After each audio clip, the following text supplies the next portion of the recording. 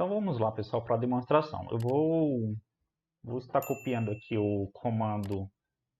Na verdade, copiar não, né? Mas vou deixar aqui na tela para que vocês vejam também. Mas como eu mencionei antes, tá? Todos os links eu vou deixar na descrição ou no comentário fixado, tá bom? Então vamos lá. Aqui eu vou navegar para nossa pasta de Nest.js que eu tenho aqui na minha máquina, tá? E aqui dentro da pasta do Nest.js eu vou digitar aquele comando ali.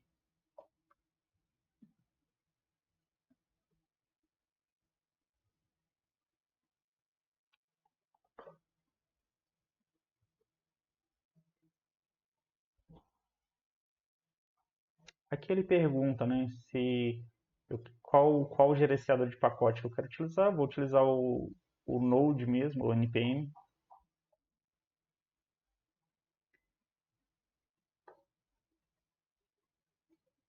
E aí, pessoal, essa parte ele demora um pouquinho, então eu vou acelerar o vídeo aqui, tá bom?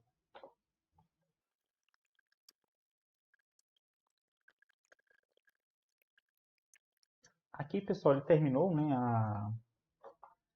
a instalação, tá?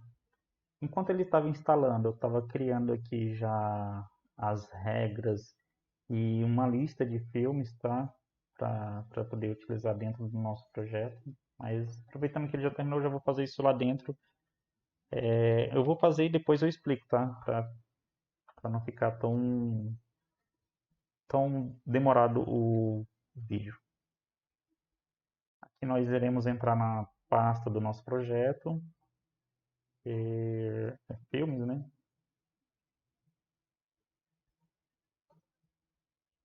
Aqui dentro eu vou abrir o Node, que ele já, com esse comando aqui ele já abre o Node, desculpa, o Visual Studio Code já com o projeto dentro, no caso o projeto que você está que você está dentro, né, da pasta.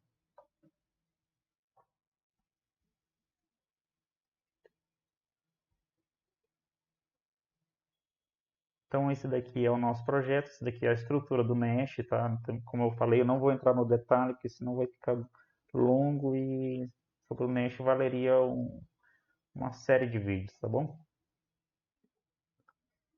Mas não vou entrar no detalhe, mas vou explicar aqui o, o que eu vou fazer, tá? Aqui no nosso service, eu vou criar uma lista de filmes e vou criar as operações, aliás, eu vou criar uns métodos para a gente fazer o que a gente chama de CRUD, pessoal. Não sei se vocês têm esse conceito de CRUD, mas eu acho que eu também expliquei lá na playlist de JSON Serve, tá? Mas caso você não tenha visto, veja lá, mas eu explico aqui. Veja lá para saber como criar uma API fake rapidamente, tá? Explicando, né? O CRUD, ele é essa sigla aqui, CRUD, C-R-U-D. Que basicamente significa o seguinte: para cada sigla dessa daqui, ela tem um significado e um significado do inglês, tá? E é isso daqui, pessoal. O C, ele é de create, o R de read, o U de update e o D de delete, né? O D nem precisa explicar. Mas aqui o create é de criar, o read é de ler, o update é de atualizar e o D é de remover, né? De deletar um recurso. Então, essa é a explicação do CRUD, tá bom? Então, voltemos aqui para nossa API, tá? Como eu mencionei, eu estava fazendo já aqui enquanto ele estava instalando, estava fazendo aqui numa outra aplicação que eu tinha criado anteriormente, mas eu vou mover tudo para cá.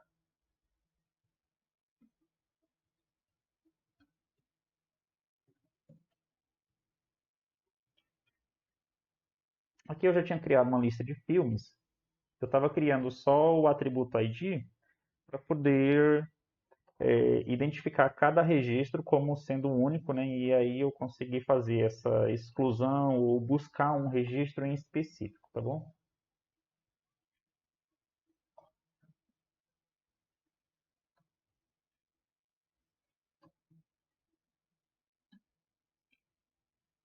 Aqui nós já temos, pessoal, o listar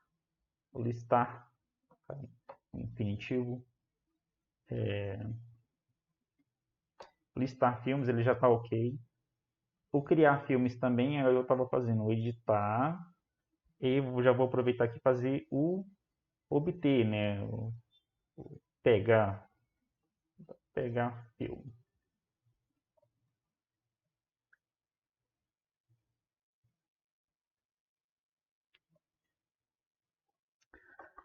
Aqui, pessoal, para nos auxiliar, eu vou criar aqui uma interface aqui, tá? Caso você não conheça o conceito de interface, ela é aqui no TypeScript, tá? Ou no Java, ela é como se ela representasse os atributos ali do seu objeto, tá? Então, a gente cria uma interface, por exemplo, se eu fosse criar uma interface de pessoa, então eu iria colocar todas as características, os atributos, né, propriedades ali de um objeto pessoa que eu imagino que ele vai ter, tá? Essa interface, pessoal, vai representar o nosso objeto filme, tá? Isso vai nos ajudar aqui com inteligência da IDE pra, para que quando eu coloque ali um ponto no nosso objeto, e vocês vão já ver isso na prática, ele já vai me dar ali quais são as opções, tá bom?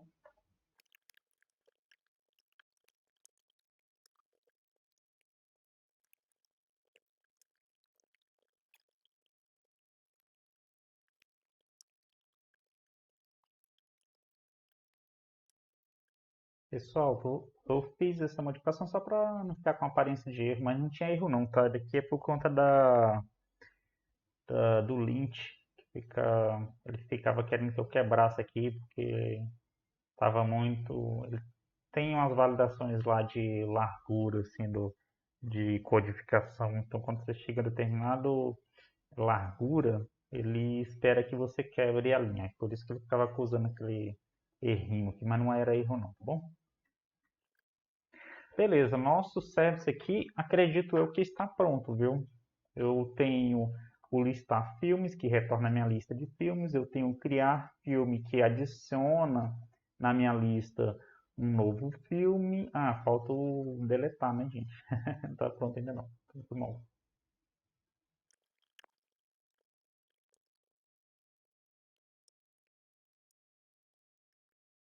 Pessoal, aqui no meu método de deletar, o que eu estou fazendo aqui, explicando aqui, caso vocês não conheçam, né, de JavaScript, simplesmente eu estou filtrando eu estou aqui, ele funciona da seguinte forma, esse filter.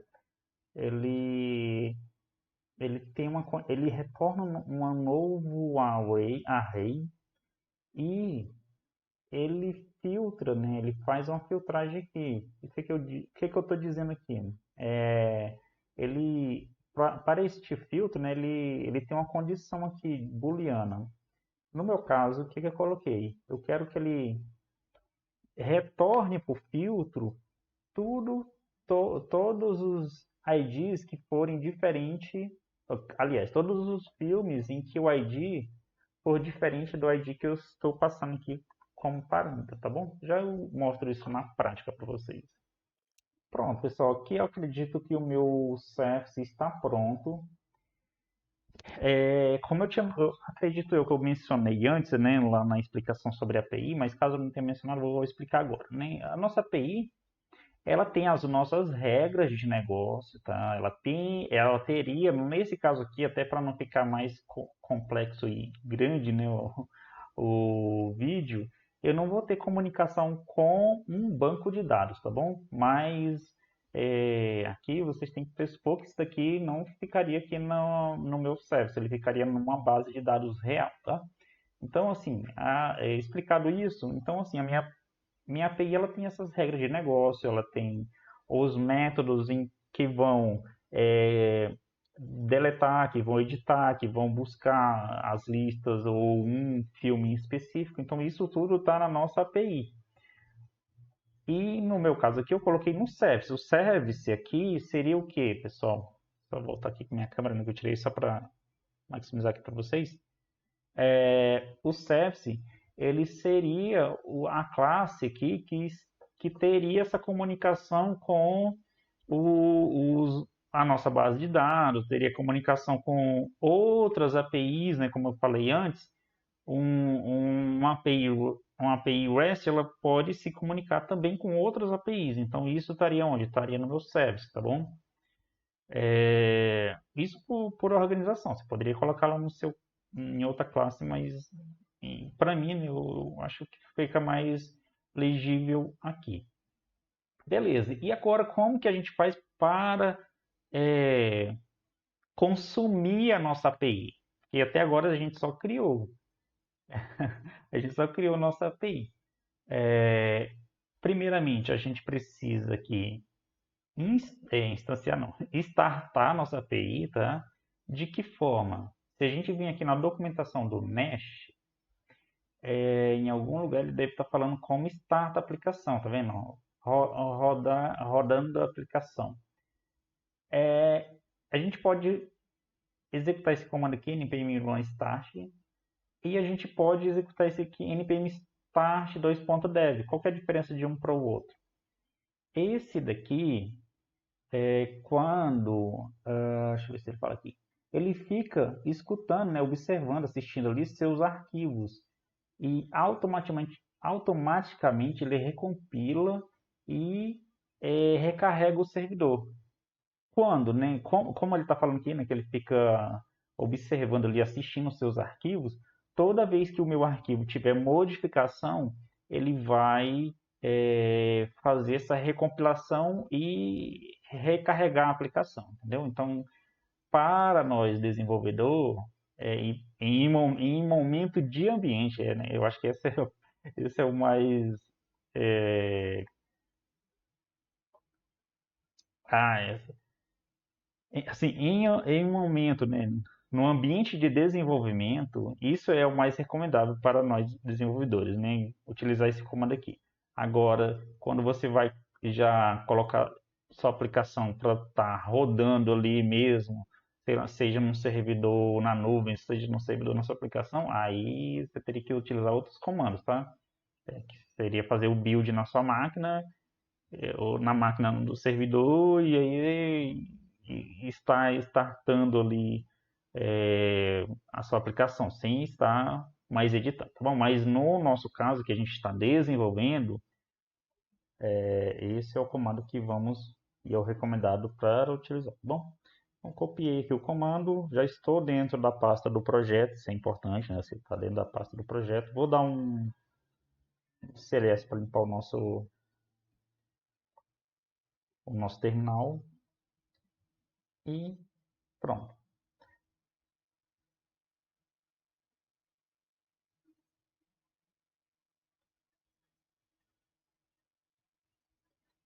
Aqui, pessoal, a aplicação já está startada, ó.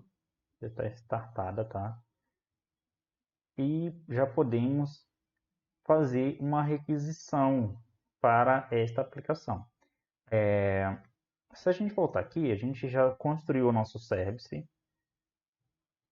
E agora a gente vai mexer com o nosso controller. O que é esse controller? Para que ele serve, tá? Aqui no Nest, tá? O controller, controlador, fica mais fácil. O controlador, ele tem a seguinte responsabilidade de receber ou formar ali, né, o nosso endpoint. De que forma? Aqui, como a gente está na nossa raiz, né, se a gente olhar aqui, né, a gente tem o SRC, e assim, acima dele a gente não tem mais nada, né, só a pasta principal, né, o que seria essa pasta, cadê aqui o nome dela? Filmes. Mas dentro da pasta Filmes, dentro do projeto Filmes, o SRC é a pasta raiz aqui, né? O nosso controlador, né, o nosso app controller, ele é aquele primeiro endpoint, né? Até porque reformulando aqui, né? Até porque esse controlador ele está declarado aqui, né?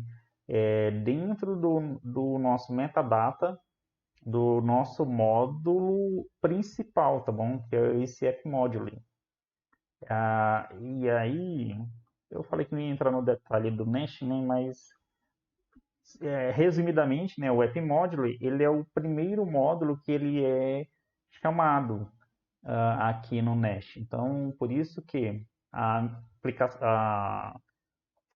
o controlador raiz é esse app controller, tá? Mas, deixa eu ver se tem mais alguma coisa aqui para explicar aqui. Não, acho que não vale, não compensaria explicar nesse vídeo, mas no próximo eu vou explicar assim, o que eu já aprendi de Mesh, tá? Beleza. Então, assim, o nosso controlador ele vai formar o que a gente chama de endpoint. O que seria esse endpoint? Quando a gente vem aqui, de novo, voltando no Globo. Não precisa ir na Globo.com. Ó, aqui ó, você pode perceber que tem esse love2dev, né? .com. Isso daqui seria a raiz da aplicação. O que vem depois aqui, por exemplo, /blog, /javascript, aqui, seria os nossos recursos, né? Aí isso iria formar o endpoint. Então, assim, no nosso caso, né? O blog seria o controlador que ficaria abaixo da raiz. Por exemplo, se eu tivesse ali, e eu vou demonstrar também, tá? Mas é porque eu não criei um outro módulo para mostrar isso. Eu criei no controlador principal. Mas eu vou renomear para demonstrar isso para vocês, tá? Mas os nossos recursos, por exemplo, se eu tivesse um outro recurso ali de pessoas, vou cadastrar pessoas, vou fazer o CRUD de pessoas. Então, eu teria um endpoint ali que seria o equivalente a isso daqui, ó. A raiz, né, da aplicação /pessoas. No nosso caso, né, como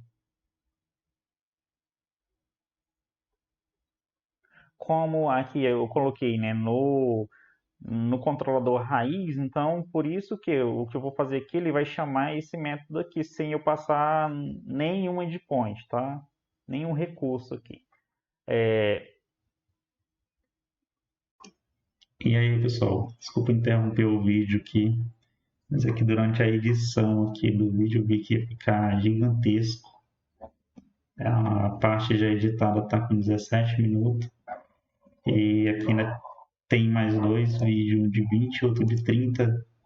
Aí eu vou dividir em mais dois vídeos, tá? Pra não ficar cansativo para vocês e até para mim também, para fazer a edição. Bom,